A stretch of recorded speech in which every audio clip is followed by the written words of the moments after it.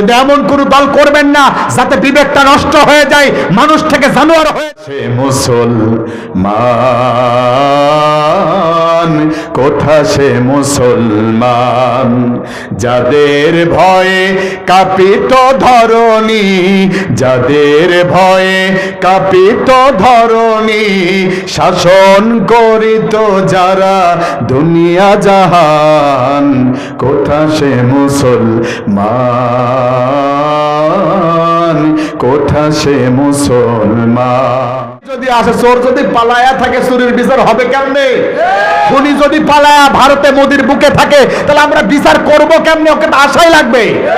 যারা বিবেক দিয়ে কাজ করে না, চোখ থাকতে চোখে দেখে না, মুখ থাকতে মুখ দিয়ে বলতে পারে না, বিবেক থাকতে বিবেক দিয়ে কাজ করে না, বিবেকটা যাদের মারা গিয়েছে, কান থাকতেও যারা শোনে না, আমার আল্লাহ বলছেন ওরা হলো চার পায়ে সমস্যা। আমরা সবাই মিলে দেশটাকে সাজাবো, কে বিএনপি করে আর কে জামাত করে এটা আমাদের কোনো দেখার দরকার নাই। কথা বলে ঠিক কিনা?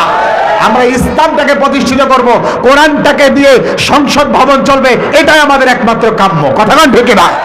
বাকে বাকে চলতে গেলে আসবে হামলা, আসবে মামলা, কেস, কবাডি, জুলুম আর নির্যাতন। কথা বলেন ঠিক না ঠিক? সেই পথে ইমানের, সেই পথে দুঃসাহসিক অভিযাত্রী হিসাবে কদম কদম সামনের দিকে এগিয়ে যাব।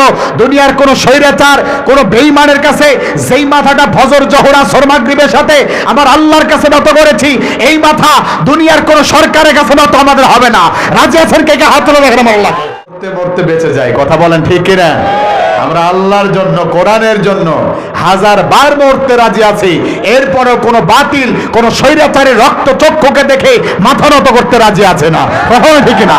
এনেছি এ পথের বাঁকে হাজার প্রাণের খুন ঝরেছে, এ পথে চলতে গিয়ে কত না পাথর ঘায়ে, শহীদের রক্ত বেয়ে যুগ যুগ ধরে ভিজবে গা, ভুল করে গাইনি তো গান লা ইলাহা।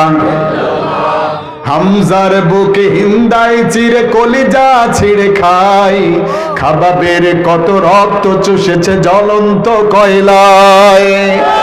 এ পথে সফেদ কাফন হাজার হাজার শহীদ আছে, এ পথে হাত হারানো পা হারানো গাজী আছে। ও